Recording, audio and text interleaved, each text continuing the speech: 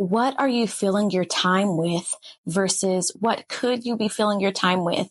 Social media is such an interesting concept because we're constantly watching people online live their lives before we live ours. We're constantly watching people go out into the world and do certain things while we stay home and scroll. And of course, that's not all of us. And there's obviously nuance to everything, like I always like to say, but social media is filled with so many distractions and it can create so many different complexes in our mind. And I think that that's what it was doing for me. So I really had to take inventory on which social media is causing me to not have the fruits of the spirit. And I think that's such a good idea to think about, what is this adding to my life and what is it taking away?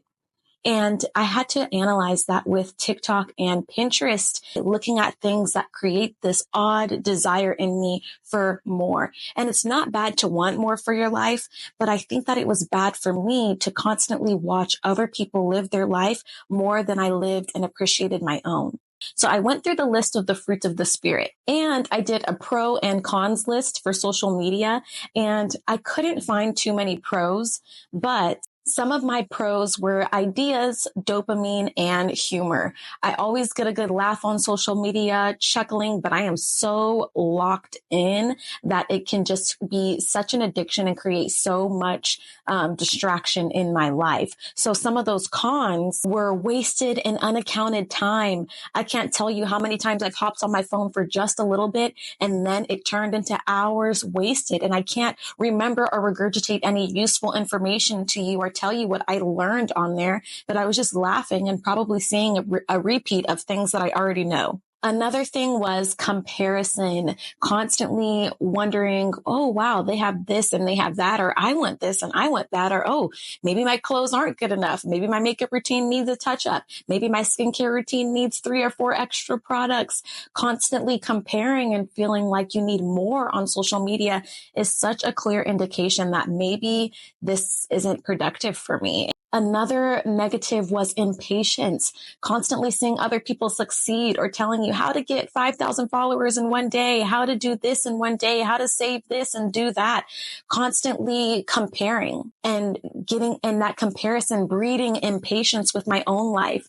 Like, God, when he says, you're not even paying attention to the things that I've given you now. And you can't even have patience, which is such a good and helpful fruit of the spirit. And last but not least is the addictive nature of just sitting there and just grabbing your phone and scrolling. Constantly picking up the phone has that addictive nature. And so with these negatives and with these positives, I went through the fruits of the spirit and I wanted to analyze, what does social media breed for me? And obviously it's different for everybody. And I didn't delete every single social media. I still love Facebook. I still get on Instagram, but I found that I can get on those for a little bit and have some more self-control to hop off, versus TikTok for some reason sucks me in, as well as Pinterest. It's so hard to get off of those two. So I did an inventory and let's go ahead and go through it. So the fruits of the spirit are love, joy, peace, long suffering, gentleness, goodness, faith, meekness, and temperance. So let's go through each one and see how this adds or takes away from me in social media comparison. So does social media, I'm going to do it in clumps because some of them are kind of similar. I'll do love, joy, and peace. Does social media bring me love, joy, and peace? And I feel like Facebook, for some reason, does, seeing people do well, seeing different milestones for different individuals and reading certain things in different groups. I feel like that's fine. But pertaining to TikTok and Pinterest, where no one I know is on there, it's all random. It's just a bunch of dopamine hit after hit after hit. It does not necessarily bring me love, joy, and peace, but it sort of would bring me an envy, anxiety, and worry. Worrying that I'm not where I need to be, anxious about if I'm going to get those things that other people have, and envious of wanting things that other people have versus focusing what I have right in front of me.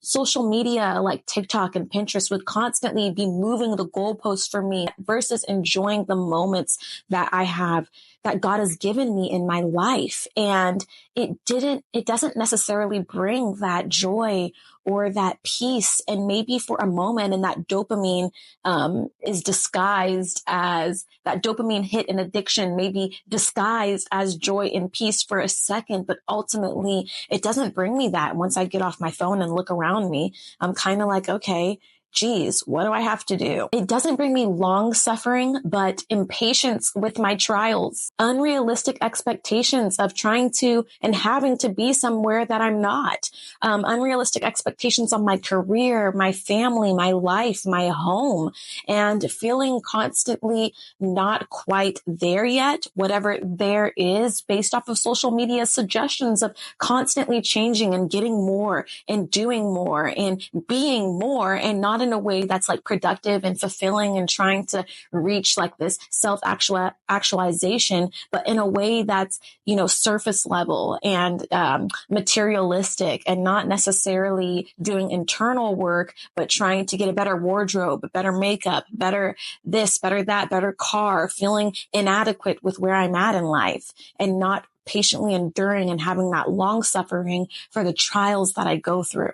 Social media also didn't necessarily bring me gentleness, but irritability, seeing different story times or drama, or just getting caught up in other people's life and issues, and just saying, why would they do that? How could they do that? Do you agree with this? And having conversations about other people's lives that was just not productive, not helpful, and didn't bring me a gentleness and an ability to have empathy for others, but a judgment because the comments on other people's lives were so good. It was so juicy. It was just so entertaining. And it didn't necessarily feed into this fruit of the spirit of gentleness and just kindness and understanding that other people go through stuff. And it's not a form of comparison or criticism and trying to make ourselves feel better about our lives. But, it didn't foster that empathy. And it didn't necessarily bring me goodness, but a desire for materialistic things, constantly wanting more than what I have. And I don't think it's bad to have nice things. I think it's good to want to invest in yourself and have quality pieces that last you a long time, but constantly needing more and more and more is really not helpful. And did social media bring me faith? Did it make me believe and have hope in the unseen? I don't necessarily think it did. Maybe doubt and comparison and a little bit of, oof, that'll never be me sometimes. And it didn't really give me faith based off of my own situation and let me pay attention to what I have going on. And definitely not meekness and submissiveness, but probably laziness disguised as calm and peace. When I'm laying there and feeling good and the dopamine is hitting and my thumb is moving, it probably felt good. It probably felt calm and relaxing and submissive to whatever was in the moment. But really, it became obsessive and it turned into laziness. And finally, not temperance, but it brought me a little bit of irritability, confusion, frustration, and all of these different things. I don't think it was feeding anything positive on those particular apps of TikTok and Pinterest. And again, if you have no problem with controlling how much you are on these apps, if you feel like you are fulfilled in life, if you feel like you're focusing on living your life more than you're watching other people live theirs, if you feel like you're not just doing this monotonous routine of work and sleep and eat and scroll, if you feel like you're really pouring into yourself and that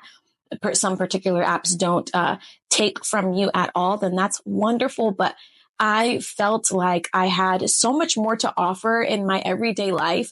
I didn't feel like I wasn't necessarily getting stuff done, but I was like, is this something that I could eliminate to pour more into myself? And also just feeling hyped up on dopamine all the time, feeling like I have to grab it, I have to scroll, and getting such a release from this activity. There's other things that I want to get more of a release from, like reading my word, like playing the piano, like going out and taking a walk or just sitting in a chair with a cup of tea or coffee and just looking around and being appreciative for what I have versus having to fill in that time with scrolling or constant comparison and wanting more and shopping and all of these different things. I needed to lower my tolerance of dopamine because it was just increasing and increasing and increasing. And one thing that I have done to just remove that from my life in this season, and it may change. I may be back on TikTok down the line or Pinterest down the line, but I really do need a social media detox right now. And something that I have done to detox was delete it. It's so easy to just say you're not going to do it, but having that impulse decision to click and having that desire to just click and that easy access. And it's the same thing if you're on a diet and you're keeping chips and soda and all of these unhealthy things in your house. You're probably going to eat the chips and soda and all these unhealthy things in your house until you remove it. And that's what I had to do with social media, with those particular apps, was make it hard for me to access because I didn't want to depend on my own human strength, which is just so fallible and useless to depend on ourselves to do things that are difficult for us. Like God says in the Bible, if your right hand causes you to sin, cut it off. And, we take that into consideration with the things that are causing us to lose our time, causing us to be lazy, causing us to breed these things that are not fruits of the Spirit. If I'm not having faith and joy and peace and all of these great things, and I'm having comparison and envy and impatience, then that is not productive for my life. And I had to see that. I didn't really feel this guilty urge to delete it, but I said, you know what? I want better for my life. I want better for my time. I really want to lock in on myself in this season. And is this adding to me? And it wasn't, and it's not. So I had to do an inventory and say, you know what, God, help me to remove this thing that is not adding to my life, but creating a distraction. Hebrews 13:5 says, be content with what you have. If things are causing me to not be content with where I'm at, if things are causing me to constantly have this anxiety and comparison and this need for more material things and tangible things of the world, then it's probably not productive for me. I want to be able to be content and pour into what's around me. I want to pour into my husband. I want to pour into my home. If I'm scrolling social media more than I'm maintaining my space in my home, then it's probably not good for me. If I'm comparing everything my husband does with these relationship standards on social media, then it's probably not good for me. Because why? My standard is the Bible. My standard is Jesus. My standard is God, not what other people accomplish on social media that makes me feel good in the moment, but leaves me feeling empty in the end of the day. Luke 12:15 says, beware, guard yourself of any type of greed. Life is not measured by how much you own. And that is so powerful because most of us wait till we get to a certain stage to start living our life. We say, you know what, when I get the workout clothes, then I'll start going to the gym. Once I get recognized, then I'll start taking my art seriously. Once I do this, then I will do that. Once I have more, then I will give. We have all of these stipulations for when we start living because of greed, saying we need more before we do. And that is such a dangerous game to play because life is not measured by how much you own. And you don't have to wait to start living, to start being kind, to start being patient and have faith until you get something of the world. God is calling us to live faithfully now. He's calling us to submit to him now. Even in seasons that are difficult and hard, we need to know that if things are causing us to be greedy, to have this envious feeling, comparison, impatience, all of these things, cut it out of your life. And that's what I'm trying to do for myself in this season. And I pray that God just adds to me in ways that I never knew or understood while I was distracted. And God, just remove the distractions from all of our lives so that we can lock in and be focused and spend our time doing things that are more productive for our mental health, for our true happiness, for true patience, for true peace and true faith, and not things that take away and cause us feeling empty and feeling like we are lacking. So comment below what apps are stealing your time. What is stealing your time? It doesn't even have to be social media, but what is stealing your time and how can you reclaim it?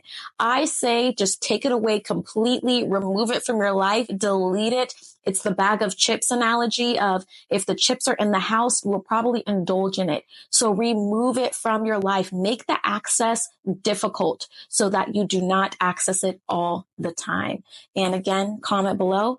What are some things that are stealing your time and what are some ways to combat it?